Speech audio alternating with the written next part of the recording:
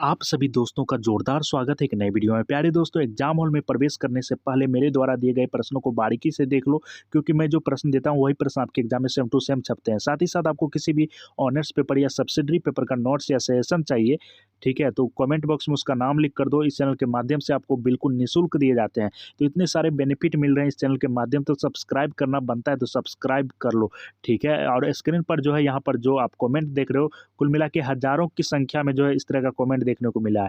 इस कमेंट में साफ-साफ लिखा गया है, सर आप जो प्रश्न बताते हो वही प्रश्न एग्जाम हॉल में सेम टू सेम छप रहे हैं, ठीक है, सेम टू सेम छप रहे हैं। तो प्यारे दोस्तों, मैं पिछले 5 वर्षों से विद्यार्थियों को सजेशन देने का काम करता हूँ, सभी ऑनर्स पेपर व सब्सिडरी पेपर का। तो कहीं न कहीं अनुभव मेरा अब देखने को मिल रहा है। तो प्यारे दोस्तों, इस चैनल से जल्दी आप सभी जुड़ जाओ, और मैं जो अभी आपको प्रश्न बताने वाला हूँ, वो सारे प्रश्न आपके एग्जाम में फिर से छपने वाले हैं, इसमें कोई संदेह नहीं है। तो कॉपी कलम लेकर बैठ जाओ। आइए वीडियो को प्रारंभ करते हैं, नहीं तो सब्सक्राइब कर लेना। साइकोलॉजी बोले तो मनोविज्ञान। आप में से कुछ छात्र छात्राएं साइकोलॉजी को सब्सिडरी पेपर के रूप में रखा होगा, और कुछ छात्र छात्राएं ऐसे भी हैं जो कि साइकोलॉजी को ऑनर्स पेपर के रूप में रखा होगा। तो मैं तमाम विद्यार्थियों को बता दूं, जिसने साइकोलॉजी यानी कि मनोविज्ञान को सब्सिडरी के रूप में रखा है या ऑनर्स पेपर के रूप में रखा है, उन सभी के पास एक गोल्डन अपॉर्चुनिटी है। इस अपॉर्चुनिटी को यूं ही जाने नहीं देना है, क्योंकि ये सारे प्रश्न इस बार एग्जाम में पूछे जाएंगे, ठीक है, इसमें कतई संदेह नहीं है। और प्यारे दोस्तों, इन सभी प्रश्नों के उत्तर जो है काफ़ी आसान व सरल शब्दों में तैयार किए गए हैं। एक बच्चा भी इन प्रश्नों का उत्तर देख ले तो उसे लाइफ टाइम तक याद रहने वाला है, वो कभी भूल नहीं सकता। मान के चलो, आप कोई मूवी देखते हो तो आपको लाइफ टाइम तक उस मूवी की प्रत्येक बातें याद रहती है। उसी प्रकार इन सभी प्रश्नों के उत्तर भी आपको लाइफ टाइम तक याद रहने वाला है, और रटने की बिल्कुल भी आवश्यकता नहीं है।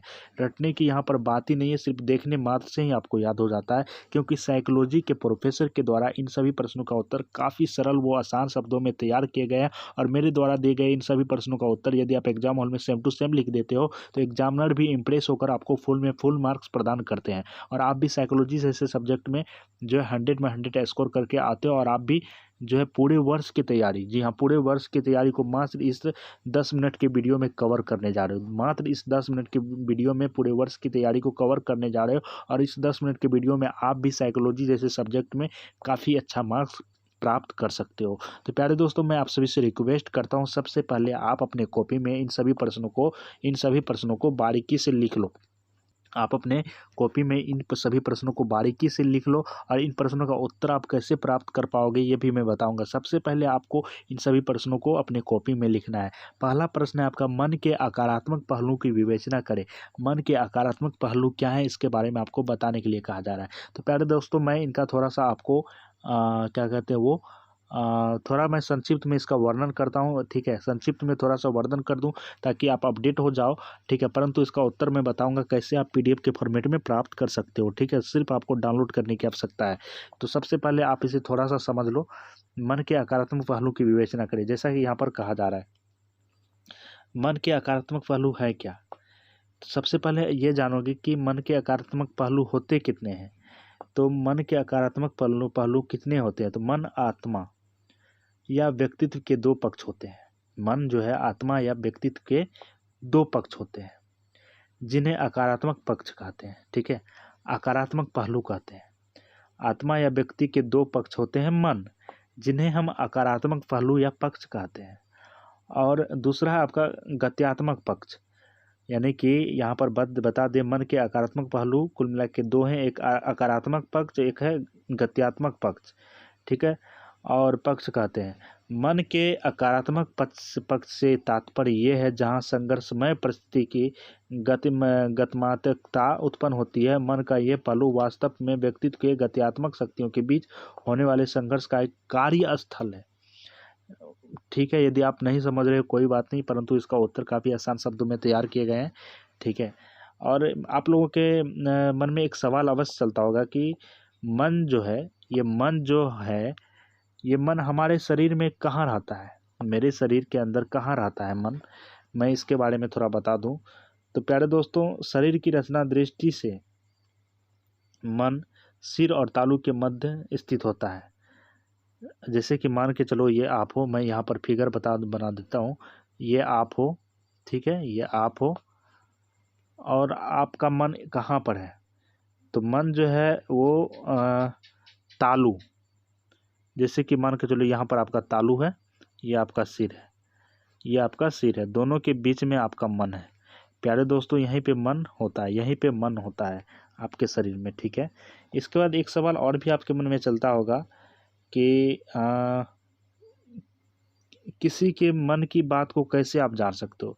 मान के चले कोई व्यक्ति है, यहाँ पर कोई व्यक्ति है और इसके मन की बात आप कैसे जान सकते हो, क्योंकि आप साइकोलॉजी से पढ़ाई करने जा रहे हो ग्रेजुएशन की, और ये कला तो आपको आनी ही चाहिए। तो किसी के मन की बात हम लोग कैसे जान सकते हैं, तो सीधा सरल सा सूत्र है कि जब तक आप बोलते हैं सामने वाला सुनता है, आप बोलना बंद कर देते तभी सामने वाला जो बोल रहा है उसे आप सुन पाते हैं और समझ पाते हैं। ये दोनों ही लगातार बोलते रहे तो दोनों कुछ भी नहीं समझ पाएंगे। मान के चलो ये बोल रहा है तो आप चुपचाप इसको सुन रहे हो, और ये बोल रहा है तो ये आप बेचारा चुपचाप इनको सुन रहा है। यदि दोनों एक साथ बोलना शुरू कर दे तो कोई एक दूसरे को समझ पाएगा? बिल्कुल भी नहीं समझ पाएगा, ठीक है। ठीक इसी तरह यदि आपका मन चुप है तभी आप दूसरे के मन सुनाई देने लगेगा। तो आपका मन चुप होगा कैसे, आपका मन शांत होगा कैसे, ये बातें मैं समझाना चाह रहा हूँ। मान के चलो कि आप चुप रहोगे तो ही ये दूसरा व्यक्ति बोल पाएगा, या ये चुप रहेगा तो ही ये व्यक्ति बोल पाएगा। यदि दोनों एक साथ बोलना शुरू कर दे तो कोई एक दूसरे की बात नहीं समझ पाएगा। तो आपके मन में सवाल चल रहा है कि ये सामने वाला व्यक्ति के मन में क्या चल रहा है, ये आप जानना चाह रहे हो। तो सबसे पहले आप अपने मन को चुप करना सीखो। और मन किसी का भी चुप नहीं रह सकता, क्योंकि आप उस परिवेश में कभी रहे नहीं हो। तो मन को चुप और शांत कैसे किया जा सकता है, तो सिर्फ और सिर्फ आपकी अच्छी आदतें, आपकी अच्छी दिनचर्या, और साथ ही साथ आप मेडिटेशन कर रहे हो। मेडिटेशन के माध्यम से आप अपने मन को शांत कर पाओगे और चुप कर पाओगे। और यदि आप मेडिटेशन में महारत हासिल कर लेते हो तो फिर सामने वाले व्यक्ति क्या सोच रहे हैं, उसके मन में क्या चल रहे हैं, ये सारी बातों को आप पकड़ पाओगे, ठीक है। तो ही आप किसी के मन की बात जान सकते हो। तो किसी की मन की बात जानने के लिए सबसे पहले आपको अपने मन को शांत करना होगा, मन को चुप करना होगा, ठीक है। इसके बाद प्यारे दोस्तों, एक सवाल मैं और कर दूं यहाँ पर आप सभी को, दूसरे की दिल की बात कैसे जाने। यहाँ पर मन की बातें जानने के लिए मैंने बताया कि मन को शांत करना चाहिए, चुप करना चाहिए, उसके लिए मेडिटेशन आपका सबसे बड़ा हथियार है। अब दिल की बात कैसे जाने, आप अपनी बातें को उस लड़के के साथ शेयर करें जिससे आप पसंद करते हैं। मान के चलो कि आप अपने दोस्त को काफ़ी ज़्यादा पसंद करते हो तो आप उसे अपने दिल की बात बताते हो। जब आप दोनों बातें एक दूसरे के साथ शेयर करते हो, ठीक है, शेयर होना शुरू हो जाएगी, तब आपका प्रेम सफलता की ओर बढ़ने लगेगा। बातों को शेयर करना और ऐसी ज़रूरत की चीज़ों पर को भी शेयर करने से जो है लड़के की दिल को बात जान सकते हो। कभी कभी आप ऐसा सोचे हो, जब आप किसी से घुल मिल जाते हो तो कभी कभी आप उसके दिल की भी बात जान जाते हो। तो कहीं ना कहीं आपको जो है सामने वाले व्यक्ति के ऊपर लगाव जो है दिल से होना चाहिए, ना कि दिमाग से। जब आप दिल से लगाव रखोगे तो आप उसके दिल की बात जान पाओगे, यदि दिमाग से रखोगे तो बिल्कुल कुछ भी नहीं जान पाओगे। तो मेरा कहने का मतलब ये था कि मन के सकारात्मक पहलू की आपको यहाँ पर विवेचना करने के लिए कहा जा रहा है, ठीक है, मन की सकारात्मक पहलू के बारे में। तो प्यारे दोस्तों, कौन मन के ज्ञानात्मक पहलू से संबंधित है, यहाँ पर बात कर ले ज्ञानात्मक पहलू। नैतिक मन, ये मन ज्ञानात्मक पद के सबसे अंतिम भाग है, ठीक है। क्वेश्चन नंबर दूसरा आप सभी यहाँ पर देख लीजिए। क्वेश्चन नंबर दूसरा आप सभी को लिख लेना अपने कॉपी में। असामान्य और सामान्य में मात्रा का अंतर है, ना कि प्रकार का विवेचना करना है, ठीक है। तो प्यारे दोस्तों, ये प्रश्न भी आपके एग्जाम में कई बार पूछे जा चुके हैं। असमान और समान में मात्रा का अंतर है, ना कि प्रकार का, इसका विवेचना करें। उम्मीद है कि आपने इसे कॉपी में लिख लिया होगा, ठीक है। इससे उम्मीद है कि आपने अपने कॉपी में लिख लिया होगा। तो प्यारे दोस्तों, इनके बारे में आपको थोड़ा सा मैं यहाँ पर बता दूँ। जैसे कि आप सभी यहाँ पर देख पा, तो आपने इस प्रश्न को भी लिख लिया होगा अपने कॉपी में। समान और समान में मात्रा का अंतर, ना कि प्रकार का विवेचना करें। ये प्रश्न कई बार आपके एग्जाम में पूछे जा रहे हैं। क्वेश्चन नंबर तीसरा है, स्वप्न के इच्छा पूर्ति के सिद्धांत की व्याख्या करें, ठीक है। जो व्यक्ति जितना सपना वो नींद में सोते समय देखता है उसका IQ पावर उतना तेज होता है। मान के चलो आप ज़्यादा सपना देखते हो नींद में तो कहीं ना कहीं आपका IQ पावर काफ़ी ज़्यादा है, और आप में से कुछ छात्र छात्रा ऐसे भी हैं जो कि कभी कभी सपने देखते हैं। ठीक है, कभी कभी सपने देखने वालों का आईक्यू पावर कम होता है और डेली सपना देखने वाले व्यक्ति का आईक्यू पावर ज़्यादा होता है। ये स्वप्न की विशेषताएं क्या है? इस प्रकार के स्वप्न में व्यक्ति जीवन की समस्याओं और अनुभवों में रहता है। ठीक है, अर्थात स्वप्न सार्थक होते हैं। स्वप्न को विभ्रात्मक इसलिए कहा जाता है क्योंकि स्वप्न में भी विभ्रम यानी कि विभ्रम की भांति की बिना किसी भौतिक उद्दीपक स्वप्न के रूप में प्रत्यक्षकरण होता है। ठीक है, इसके बाद इच्छा पूर्ति का सिद्धांत क्या है? तो इच्छा पूर्ति का सिद्धांत जान लेते थोड़ा हम लोग। फ्रायड का आत्मनिष्ठ सृजन सिद्धांत इच्छा पूर्ति का सिद्धांत है जिसमें अपूर्ण इच्छाओं या वासनाओं की महत्वपूर्ण भूमिका है। फ्रायड के मत से कला अपूर्ण इच्छाओं की पूर्ति का प्रयास है और इस दृष्टिकोण से वह शिशु क्रीड़ा दिवा स्वप्न और फैंटेसी के सादृश्य रहती है। तो आप लोगों ने मेरी बात को समझा होगा। ठीक है, इसके बाद सपने कितने प्रकार के होते हैं ये थोड़ा जान ले। सपने भवन निर्माण देखना खुद के, यानी कि ये सब प्रकार हैं। ठीक है, ये सारे सपने के प्रकार हैं। इसके बाद प्यारे दोस्तों नेक्स्ट प्रश्न आप सभी देख सकते हो कि मनोस्नायुकृति तथा मनोविकृति में अंतर की विवेचना करें। ये प्रश्न भी आप सभी लिख लोगे अपने कॉपी में। इसका उत्तर मैं बताऊंगा कैसे डाउनलोड कर पाओगे।